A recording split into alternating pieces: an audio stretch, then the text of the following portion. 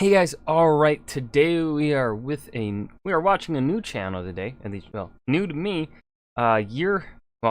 Weird History is the name of the channel. The video is Year 536 was the worst year to be alive. What happened? Well, about the only thing that I think I really know that happened in that year would be Justinian's plague. I believe that was going around at this time. Is there anything really happening in England? I mean, England was a wreck because I think in the 5th century, so the 400s, I think was around then. Or maybe it was in the early 500s. Emperor Honorius? Honorus, I think was the name of the emperor, called for all the Roman legions to leave England. And then after Rome left and pretty much abandoned England and left the English cities to do pretty much to fend for themselves, it was flown into complete and utter chaos. I don't know what year that happened in. I can't even remember really exactly the century, but I know it was around the 400s to 500s, I believe. But aside from that, go ahead and learn. Holy shit, I hit the right click. Let's go ahead and learn what else happened in 536. The term worst year ever gets tossed around a lot these days, mostly Not on the wrong. internet, and for reasons like, I was disappointed in the latest Star Wars I mean, I was. movie. But scientists and historians have actually argued that no year in the long history of this planet was worse than the year 536. Really? While, sure, there have been plenty of worthy contenders for the worst year ever over the course of history, 1945 does come pretty close. no single year has had more of a measurably bad impact for the decades that followed. Today we're going to explain why the year 536 was the worst year to be alive. But before we get started, be sure to subscribe to the Weird History channel. I And already leave a am. comment too, and let us know what piece of history you would like us to explain next. Okay, now let's settle this once and for all. Year 536, worst year ever. Why are we celebrating that it was the worst year? Why are there fireworks? A fog? While serving as a A fucking fog? military advisor to Belisarius, one of the Byzantine Empire's most distinguished generals, Byzantine historians I would say he's perhaps the Byzantines' Eastern Rome. I prefer to call them Eastern Roman, especially in 536. I wouldn't call them the Byzant. You could make an argument post 1000, really, that it was no longer really. There's arguments to be had on what to call Eastern Rome. I prefer calling them Eastern Roman or even just Roman because that's what their contemporaries referred to them as.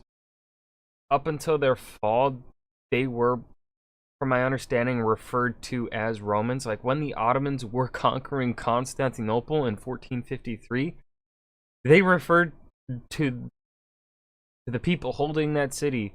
They referred to him as the Roman Emperor. So, if we go by that, Byzantines were always Eastern.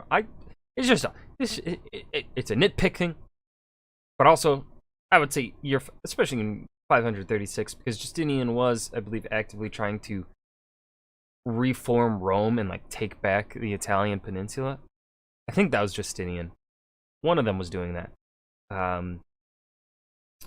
But I would call them Eastern Roman by this time. Still, I would I think it's definitely. I don't think there's anything wrong with calling them Byzantine. I don't even know what. It's just a preference I have. It's a weird preference. I don't know why I'm going on such a tangent about it, but yes, their contemporaries referred to them as Romans. And I think, especially during this time, they would have been called Eastern Roman. A little small nitpicky thing. And then Belisarius. I would say he's probably the most known and perhaps even most successful Eastern Roman / Byzantine general there was. I don't know any other Byzantine / Eastern Roman general name. He's the only one that, off the top of my head, that I can remember. historian Procopius noticed some trouble was brewing in the air while traveling with his boss in Sicily in the year 536. He wrote of a sun that gave forth light without brightness, during like the moon, during this whole year. That's pretty and it seemed creepy. exceedingly like the sun in eclipse. For the beams So it sounds like already, within the first minute, that the year 536 was a horror movie. it shed were not clear, nor such as it is accustomed to shed. Translated, it was all dark outside, like all the time. He, of course, wasn't the only one to notice the sun appeared to be in a mood during 536. Michael the Syrian, a Byzantine scribe, would later write of this period, "The sun became dark, and its darkness lasted for 18 months. An 18-month fog? What? How? What happened to crops? Like, I don't know how fog affects crops. Because then that doesn't give them that direct sunlight if the fog is hovering that long, right? Each day it shone for about 4 hours, and still this light was only a feeble shadow. What? Everyone Fuck? declared that this sun would never recover its full light. The fruits did not ripen, and the wine tasted like sour. Okay, so there is... Okay. I love that they're including more of the quote from Michael the Syrian, and that they are including a little bit about the crops. grapes. Wow. This wishy-washy sun But that didn't say if it affected grains or oats or the typical crop food. It only covered wine, grape. situation cast a non-metaphorical dark cloud over the globe that darkened the sky for at least a full year in 536. Jesus. Researchers later discovered evidence of a massive volcanic eruption, whose ash was likely a major contributor to the Seattle-like weather, minus all the rain, spreading ash and destruction on a global scale. Not to mention, it made the grapes sour and the wine bad, so that's an easy strike for the year Oh yeah, that obviously easily makes it the worst year. Bad wine? 536. With darkness came widespread famine. Okay, I was right. It does affect Basic the crops. biology teaches us that plants need the sun to aid in their growth and survival. I wasn't sure how much fog really affects crops. So not having direct sunlight for the duration of at least a year did a real number on the crop output. Oh my god, and yes, because of the famine, then that means illness will spread, which means Justinian's plague did hit. Yo, fuck 536, man. Around the world. Sounds awful. And sparked a widespread famine around the globe. And it's not just that the plants wanted to catch their rays, it was just too darn chilly for crops to grow. It was With also the sun cold? cloaked in an endless cloud, the temperature of the Earth dropped between 1.6 and 2.5 degrees Celsius. Hold on, in a single year? Yo, that's fucking scary. Or 34.88 to 36.5 degrees Fahrenheit for all the Americans thinking that doesn't sound so bad. Hey! Doesn't sound that bad. But it also cooled temperatures for decades to come. Crop scarcities were reported far and wide around this time period, including Ireland, who suffered through their own horrible-sounding food depletion they called bread failure. And alright, now we're into Justinian's A plague. dusty veil And this is we're only 3 minutes in, and we still have about 8 minutes to covering go. the sun wasn't the only of bad bad thing shit. in the air Oh, boy. for these poor people just trying to live their lives in 536. There was also a plague or two waiting in the wings plague to or strike two? on these vitamin D-deprived immune systems. Nobody was immune to this infestation. It swept through the lower classes all the way to the imperial palace.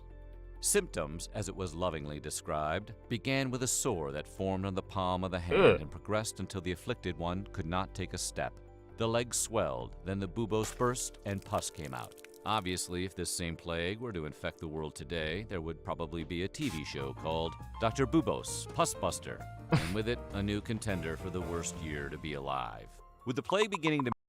So, hold on, was that like the bubonic plague? Because I'm not a plagueologist. I don't know much about plagues. I just know the names of plagues and that they killed lots of people.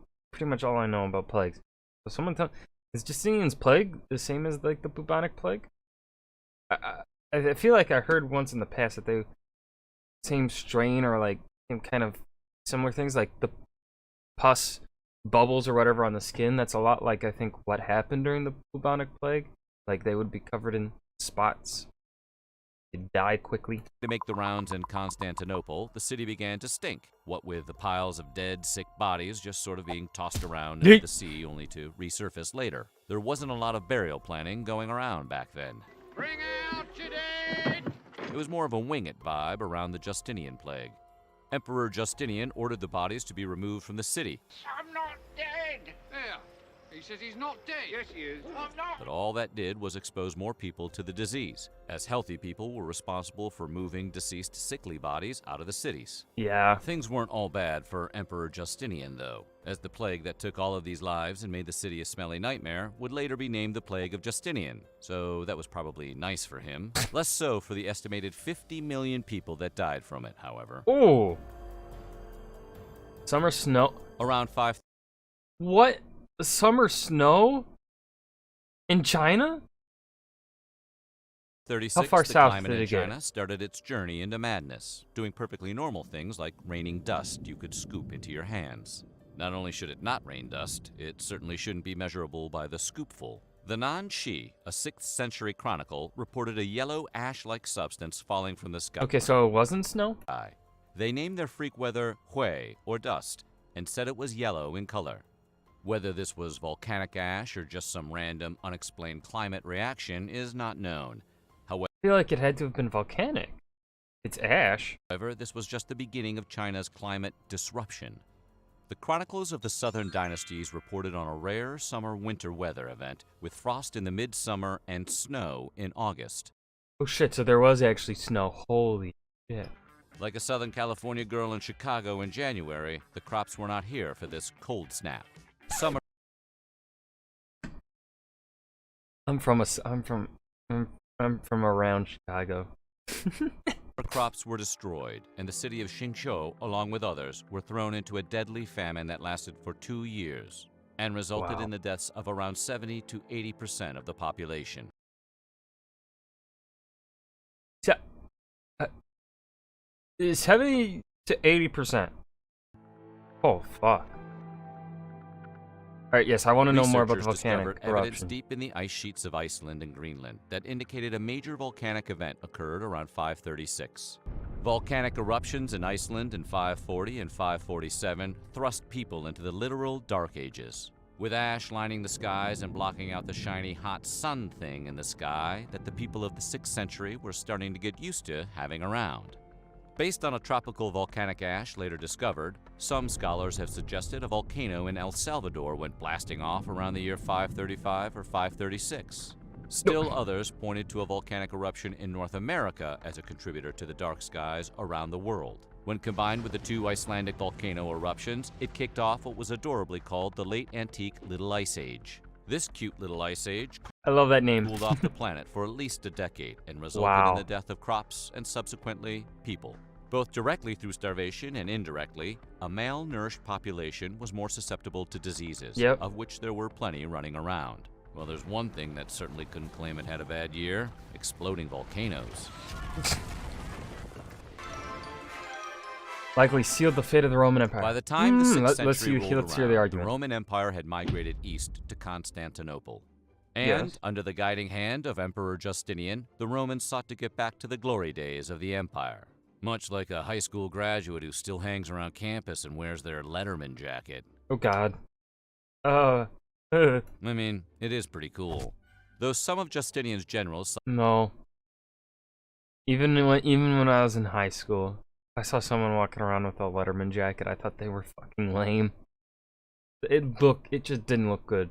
It didn't look good. I don't know if that's just because my school's design was horrible, but it just didn't look good. It also didn't even look like that comfy of a jacket. saw success in this cool goal, most notable Belisarius, who fought against several different armies, including Goths, Vandals, and others. Justinian Belisarius is a chad. himself couldn't mirror the success due to constant uprisings and imperial instability. Those pesky uprisings always getting in the way of success.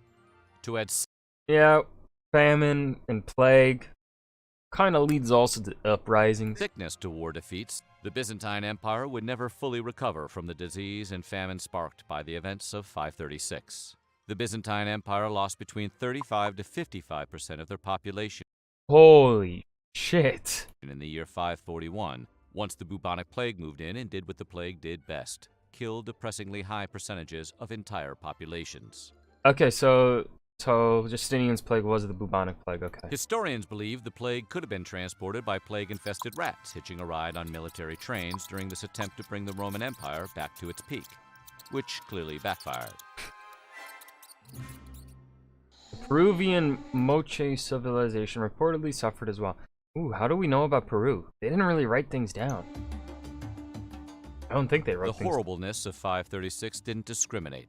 The Moche civilization of Peru wouldn't count 536 as their banner year either.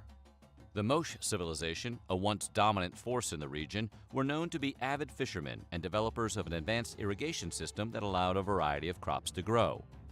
Their agricultural talents were the backbone of their economy, but the weather conditions in the 6th century caused their pocketbooks to take a deep hit. It was around this time that an unusually strong El Niño weather system caused waters to warm, which decimated the fish supply. The freak weather system also caused heavy flooding, which ruined their irrigation systems and devastated their ability to grow enough food to feed their people.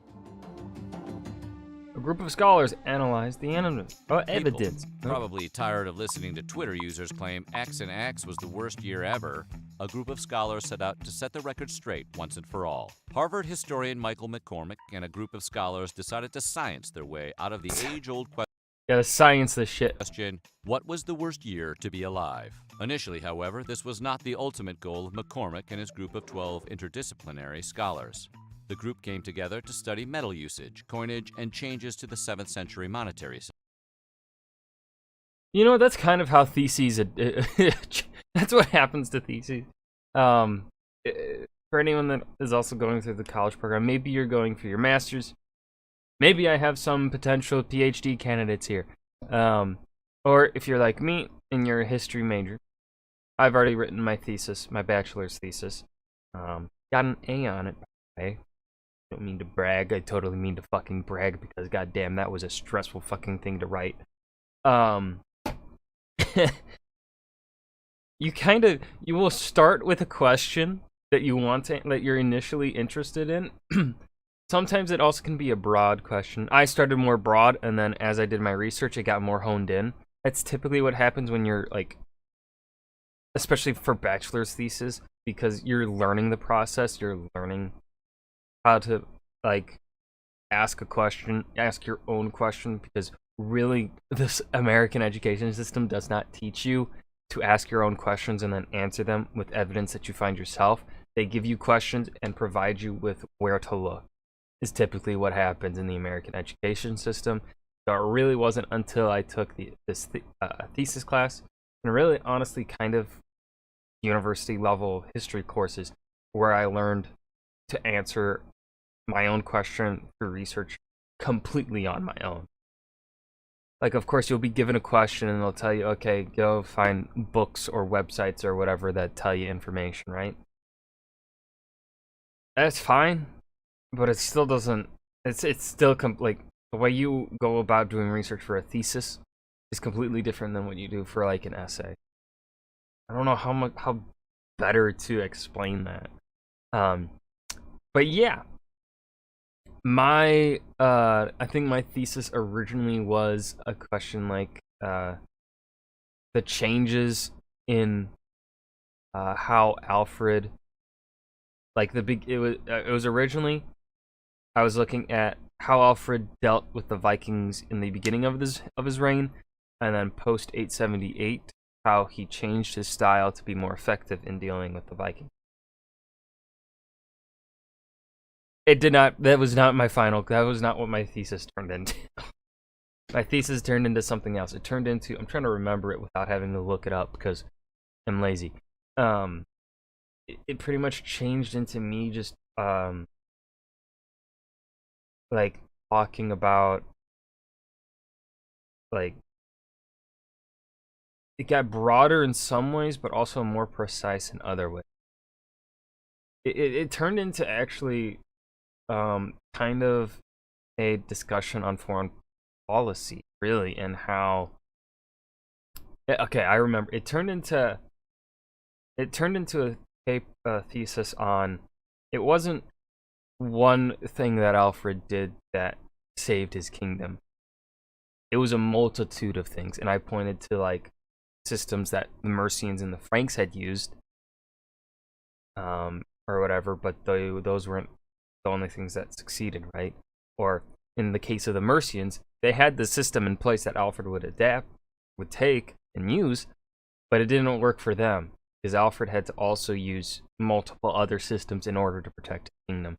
Like, it changed. So,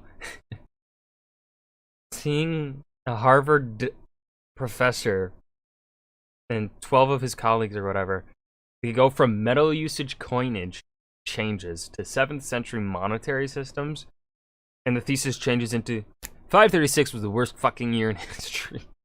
I love that. Systems. Somewhere in this thrilling subject matter, one probably began to ponder if they were living in the worst year to be alive. Their findings included an analysis of volcanic fragments from an Icelandic volcano in ice core samples from Swiss glaciers. That, yes, dated back to 536, confirming the volcanic event that thrusted a good portion of the northern hemisphere into unprecedented darkness, setting off a global catastrophe. Yeah, but in 1998, both Armageddon and Deep Impact were released, and people had to choose between which two asteroid-based action movies they liked best. That's a tough year. What was with the 90s and asteroid movies? Tree rings reveal the climate. planet left behind plenty here of we go. evidence of climate trauma that resulted in a chain of climate events that spiraled over into real human suffering. Remember, we only get one Earth, everyone. Please recycle. Dendrochronologists, people who study tree rings to determine a tree's age, since that's a science and not a wild guess, noticed some disturbing patterns emerging when examining Icelandic trees. The rings indicated a period when the tree's growth had slowed, suggesting a significant cool-down had occurred around the middle of the 6th century. This, combined with the newly unearthed ice core evidence discovered in 2018, helped date the time. Oh, so this is really recent information. Oh, I fucking love that. I love newer information. This is what I prefer. The catastrophic event that ruined Earth for a little bit, to the year 536. Life improved about a century. It took a In century to researching for the improve. worst year to be alive, things weren't always so bleak. In fact, the research started by our friends at Harvard ended on a positive note. While the events of 536 were the spark for some truly literal dark days in our planet's history, the researchers were Return of the King, one of my personal favorite movie of all time. also able to find the moments things really started to turn around. When researching coinage, they noticed the reappearance of lead in the ice core samples, indicating that people were producing silver again for money. Ah, capitalism, the life force of us all. Experts argued the prevalence of silver meant more coins were being produced, which was a sign of a thriving economy. The lesson being, as bad as it may seem, it will almost always get better. Almost always. So what do you think? Would you like to go into a time machine and play? I'm gonna be honest. Now that the whole yeah, I'm gonna piss some people off when I say this. In regards to the trilogy as a whole, and how each movie plays into previous movie or whatever, I think the Phantom Menace is better than the Force Awakens. The Force Awakens brings up questions that never get answered, or they have a shitty answer to them. Whereas the Phantom Menace brought up some questions, but at least they had, for the most part, decent answers, but then Episode 3 really secured that payoff. If it weren't for Episode 3, prequels would have been... No, I don't think they would have been that good. I think Episode 3 saved the prequels, really. It tied everything together and gave it a good ending. Rise of Skywalker was goddamn garbage. I think that's one of the worst movies I've ever seen. I could talk for an hour on the problems in storytelling that I have with that movie. Anyways, that was the year 536, the worst year to be alive. What happened? By weird history. I hope you guys enjoyed. I certainly did. I think I will be reacting to this channel more often, but it also kind of depends on if you guys watch this video, because I need to watch people that give me good views, because that's how I gotta grow the channel, so that I don't have to have a real job when I graduate. Right now, this is how I'm paying for college. Anyways, thank you guys for watching. I hope you enjoyed. I certainly did. Remember to hit that like button and subscribe for more, and I will see you guys in the next video. Peace.